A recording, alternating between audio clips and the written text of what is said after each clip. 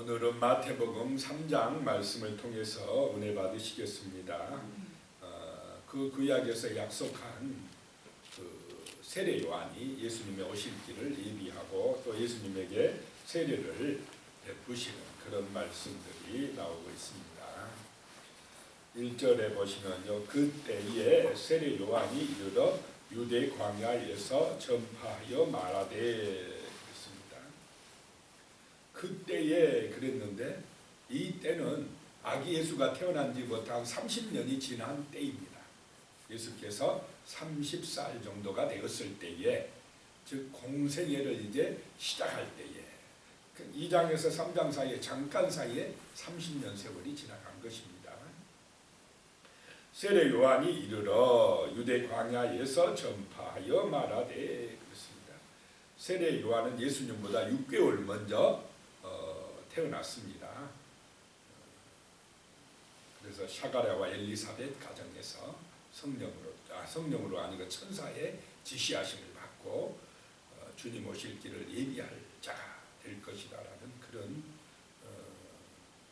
천사의 지시로 태어난 세례 요한이 드디어 이제 나타나서 예수님의 오실 길을 예비한다라고 하는 것입니다. 어디서 하느냐? 유대 광야에서 전파하여 말하되 그랬습니다.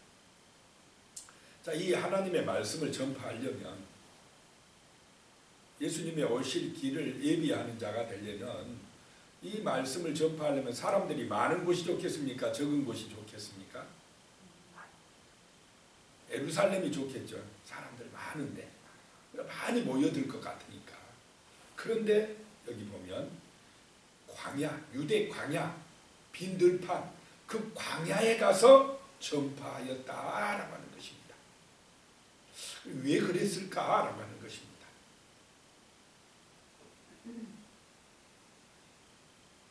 하나님의 임재가 사람 많은 것보다 그런 광야에서 더 하나님이 임재하시더라라고 하는 것입니다. 자, 도시는 바라볼 게 많아요. 사람들이 세우는 문명들이 많습니다. 그래서 도시에 있는 사람들은 여러 가지 자기들의 어떤 지식이라든지 문명이라든지 이런 거를 바라보니까 하나님의 임재를 체험하기가 좀 힘듭니다. 좀 더 어려워요. 광야보다는 어렵다 이 말입니다. 광야, 정말로 자기 힘으로는 어찌할 수 없는 그곳, 도시에 있든지 시골에 있든지 오직 하나님만 의지하게끔 되는 곳, 그곳이 광야인 줄로 믿으시기 바랍니다.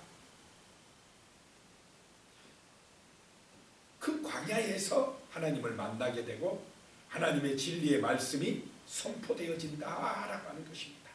그 말씀을 받을 수 있게 된다는 것입니다. 세례 요한이 그 광야에서 전파하였는데 2절에 보니까 회개하라 천국이 가까이 왔느니라 하였으니 그렇습니다. 자, 메시지의 핵심이 이것입니다. 예수님도 나중에 보면 똑같이 이 말씀을 전파하십니다. 회개하라 천국이 가까이 왔느니라 하였느니라 하는 것입니다. 회개라는 말은 헬라어로 메타노에오라는 말이 있는데요, 생각을 바꾸다 라고 하는 것입니다. 삶의 방향성을 바꾸는 것입니다. 지금까지는 돈 중심으로 세상 중심으로 살아왔다면, 그런 가치를 가지고 살아왔다면 이제 그 생각을 버리고 옛사람을 버리고 하나님의 약속의 말씀을 중심으로 살아가라는 것입니다. 인생의 방향을 바꾸어서 돌이켜서 하나님을 의지하고 하나님을 주인으로 모시고 살아가라라고 하는 것, 이게 회개하는 것입니다. 내 중심에서 이제 누구 중심으로요? 하나님 중심으로 돌아서는 것입니다. 삶의 방향을 바꾸는 것입니다. 그렇게 하라. 왜냐? 천국이 가까이 왔느니라. 천국은 누가복음이나 이런 데 보면 하나님의 나라라고 그러는데, 지금 이 마태복음에는 천국이라고 그럽니다. 왜냐하면 이 유대인들은 하나님이란 이름을 잘 못 불러요. 그래서 저 하늘에 있는 곳, 천국 이렇게 하늘나라 이렇게 불렀습니다. 그런데 우리가 생각할 때 천국은 죽어서 가는 곳이다 이러니까 그는 잘못 이해해야 하는 것입니다. 여기서는 천국은 하나님의 나라다. 하나님의 나라는 어디에 있느냐? 하나님이 통치하는 곳에 있다라고 하는 것입니다. 하나님의 나라는 이미 이루어졌고 또 나중에도 죽어서도 갈 그곳입니다. 천국이 가까이 왔느니라. 자, 예수가 오심으로, 예수를 믿음으로 이미 우리 안에 하나님의 나라가 이루어진 줄로 믿으시기 바랍니다. 지금 여기서 우리는 하나님의 나라를 경험해야 나중에 죽어서 천국을 가게 되는 것입니다. 지금 하나님의 은혜를 누리지 못하는 사람은 나중에 죽어도 천국 못 가는 것입니다. 하나님의 나라가 지금 현재 여기서 내게 이루어지시기를 축복합니다.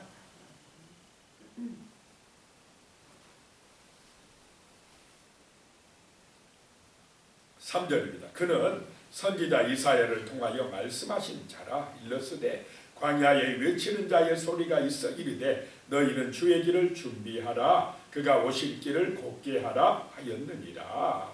이사야 40장 3절 말씀에 나온 그 이사야의 예언의 말씀을 지금 성취하고 있다라고 하는 것입니다. 그 이사야의 예언대로 광야에서 외치는 자의 소리가 있는데 그 사람이 주의 길을 준비한다. 그가 오실 길을 곧게 하는데 그 사람이 바로 세례 요한이다 라고 하는 것입니다.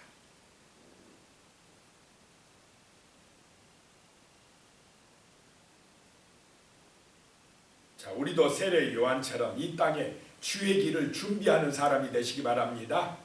우리의 구원은 오직 주 예수 그리스도의 그 생명의 길, 오직 그 한 길뿐이라는 것입니다.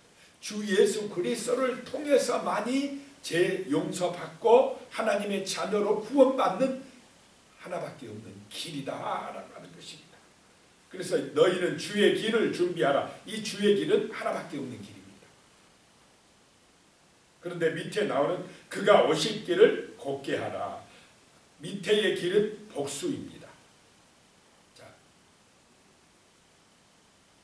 구원은 예수를 통해서만 이루어지지만 우리가 이제 그가 오실 길을 예비하는데, 자, 예수님이 오시는 길은 밑에에 오실 길은 여러 길이라는 것입니다. 이 사람에게도 임하고 저 사람에게도 임하고 누구든지 그 마음속에 예수를 믿는 사람들에게는 구원의 길이 임하게 될 줄로 믿으시기 바랍니다. 그래서 우리는 이 오실 길을 곧게 하는 사람들이 되어야 된다라고 하는 것입니다.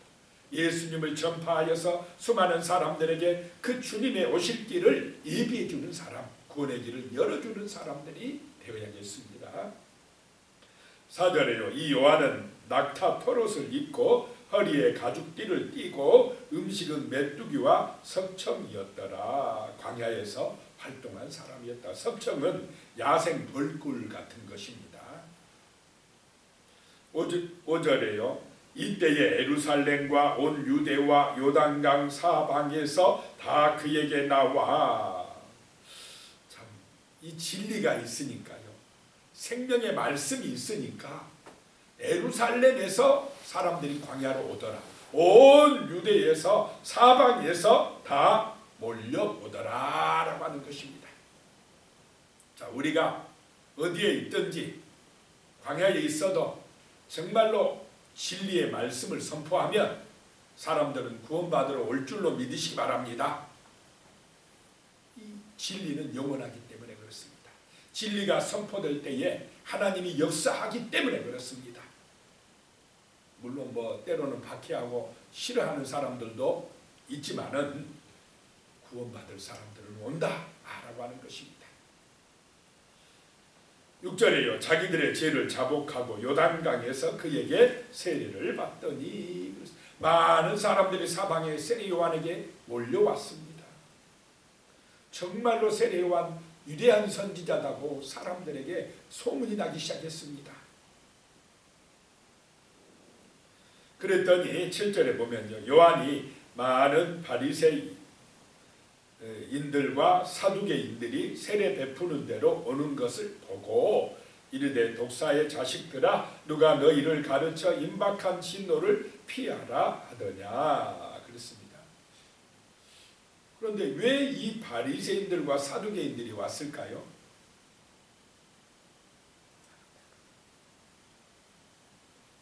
유명한 선지자가 나타났다고 하니까 질투심에 온 것입니다. 한번 진상을 조사해보자. 대체 누군가 한번 가서 우리가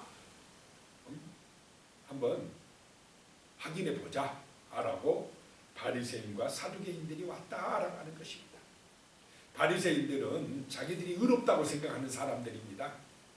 율법을 잘 지킨다고 생각하는 사람들, 이 사람들이 볼 때는 그 참 가난하고 힘없는 사람들, 세리들은 다 죄인들입니다.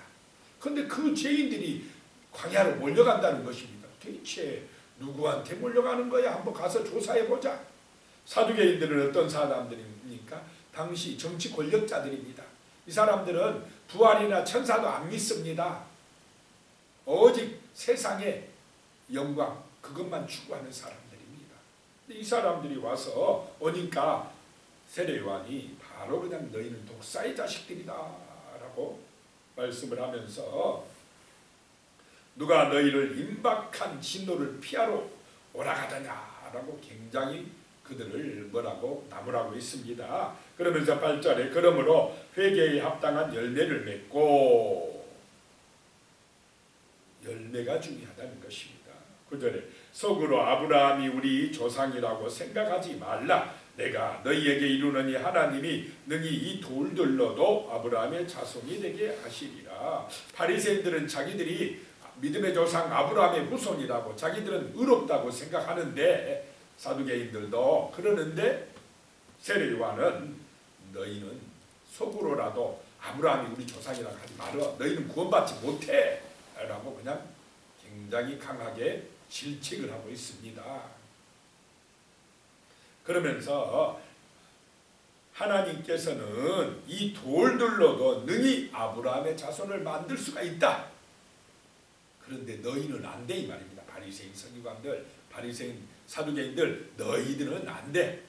구원받을 수가 없어. 너희의 지금 그런 행동들 가지고는 안 돼라고 지적을 하는 것입니다. 10절에요. 이미 도끼가 나무 뿌리에 놓였으니 좋은 열매를 맺지 아니하는 나무마다 찍혀 불에 던져지리라. 아주 임박한 심판이라는 것입니다. 이미 도끼가 나무 뿌리에 지금 놓였다. 급하다. 빨리 해결해라 라고 하는 것입니다. 나무에게 있어서, 포도나무에게 있어서는 열매가 중요하다는 것입니다. 무화과 나무를 심었으면 그 열매가 좋은 열매가 돼야 되는데 나쁜 열매를 맺으면 그냥 찍혀서 불에 태워진다라고 하는 것입니다. 그러면 이 바리새인과 서기관들은 왜 세례 요한이 볼 때 나쁜 열매를 맺었느냐라고 하는 것입니다. 어떤 사람은 좋은 열매를 맺는 사람이고 어떤 사람은 나쁜 열매를 맺는 사람이냐라고 하는 것입니다. 자, 그의 중심이 중요한 줄로 믿으시기 바랍니다. 항상 예수님은 먼저 그의 나라와 그의 의를 뭐하라고요? 구하라. 나의 삶의 목적이 하나님의 영광이면, 우리 표어대로 먹든지 마시든지 무엇을 하든지 다 하나님의 영광을 위하여 사면 그 사람은 좋은 열매를 맺는 사람입니다. 그런데 자기의 욕심을 위하여, 자기의 영광을 위하여 살아가는 사람은 나쁜 열매를 맺는 사람입니다. 자, 선한 직업이 있고 나쁜 직업이 있는 것이 아니라 무엇을 하든지, 같은 농사 짓는 사람이라도 하나님 먼저 그의 나라와 의를 구하면 그 사람이 하는 일은 하나님의 일입니다. 그런데 자기 욕심대로 하고 자기 이익을 우선하면 그거는 하나님의 일이 아니고 나쁜 열매를 맺는 것입니다. 목사라도 마찬가지입니다. 그 일을 통해서 진짜 하나님을 기쁘시게 하고 하나님의 영광을 드러내는 목사는 하나님의 일을 하는 것입니다. 그런데 그 목회를 하면서도 자기 욕심을 먼저 챙기고 자기 자랑을 하고 자기 이익을 위하여 하면 그거는 하나님의 일이 아니다라고 하는 것입니다. 그래서 좋은 열매는 항상 먼저 그의 나라와 그의 의를 구하는 자세로 그런 가치관으로 하는 사람이 맺는 열매는 좋은 열매인 줄로 믿으시기 바랍니다.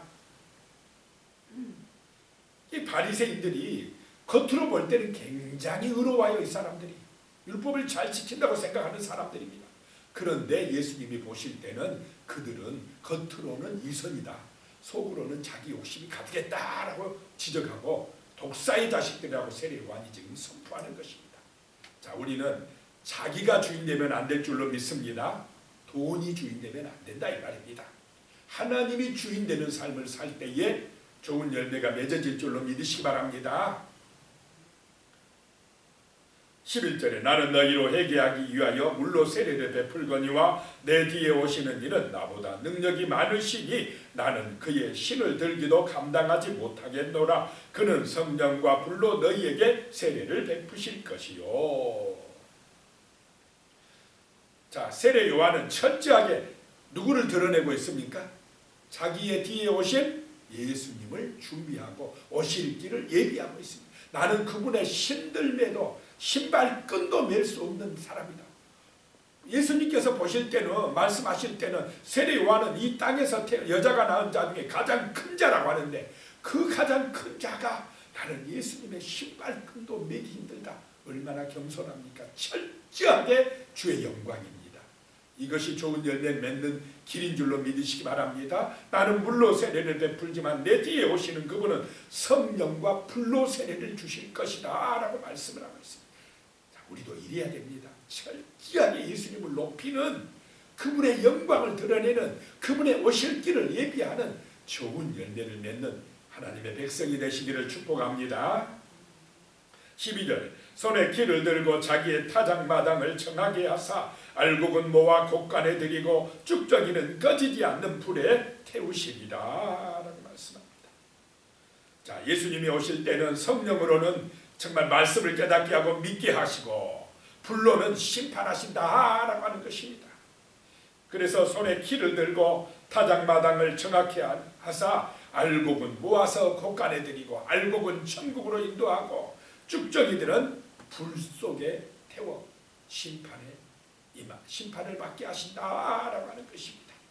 자, 예수를 믿는 사람들에게는 알곡이 되어 구원의 은총이 임하지만은 예수를 대적하는 사람들에게는, 믿지 아니하는 사람들에게는 심판이 임할 줄로 믿으시기 바랍니다. 그러니 빨리 회개하라 이 말입니다. 천국이 가까이 왔다는 것입니다. 13절에 이때 예수께서 갈릴리로부터 요단강에 이르러 요한에게 세례를 받으려 하시니 14절에 요한이 말려 이르되 내가 당신에게서 세례를 받아야 할 터인데 당신이 내게로 오시나이까. 아니 내가 주님한테 세례 받아야지 어떻게 주님이 내게 세례 받은다고 그러십니까?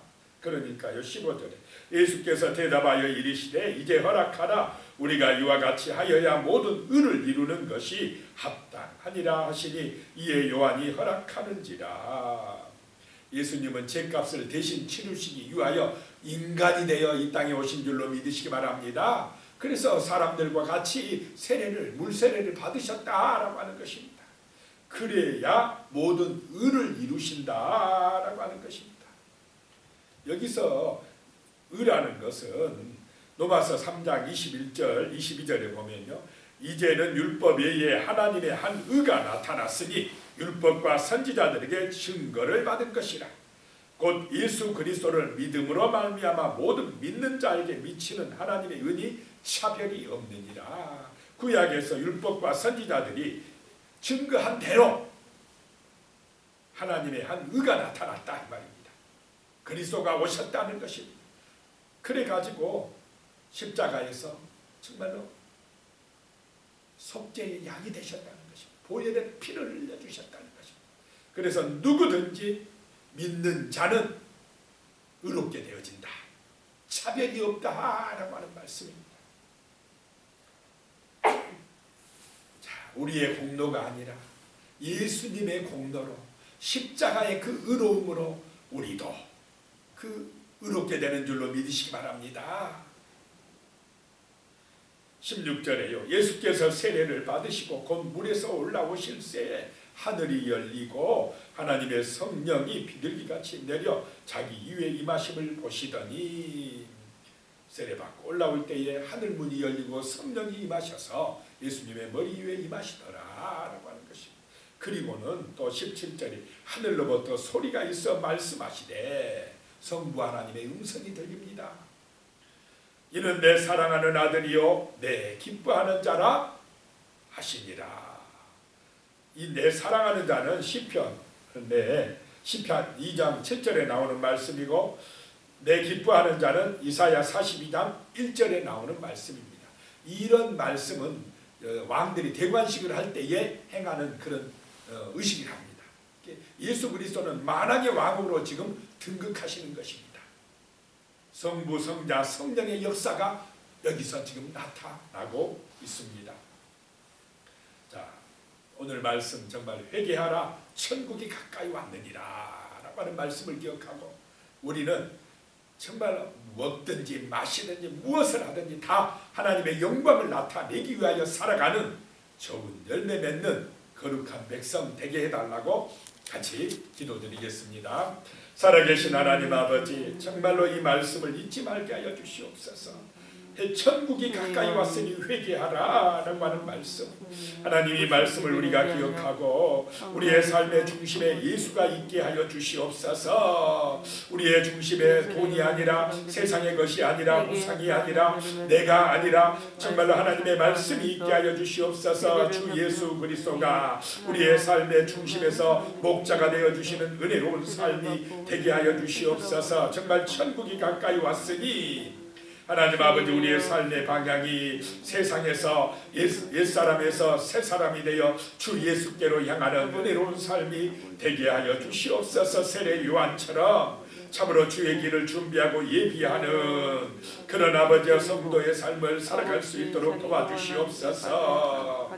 참으로 아버지 하나님, 나를 위하여 살지 말게 하시고 무엇을 하든지 먹든지 마시든지 하나님 아버지여 주 예수의 영광을 위하여 살아가므로 하나님이여 좋은 열매 맺는 은혜로운 삶을 살아갈 수 있도록 역사하여 주시고 도와주시옵소서. 예수님의 이름으로 간절히 기도드리오며, 이제는 우리 주 예수 그리스도의 은혜와 하나님 아버지의 무한하신 사랑과 성령님의 교통하시고 함께하시고 도우시는 놀라운 은혜가 진실로 하나님의 영광을 위하여 살기로 다짐하시는 우리 성도님들 머리 위에 가족들과 자손들 위에 영원히 함께 하시기를 축원하옵나이다. 아멘.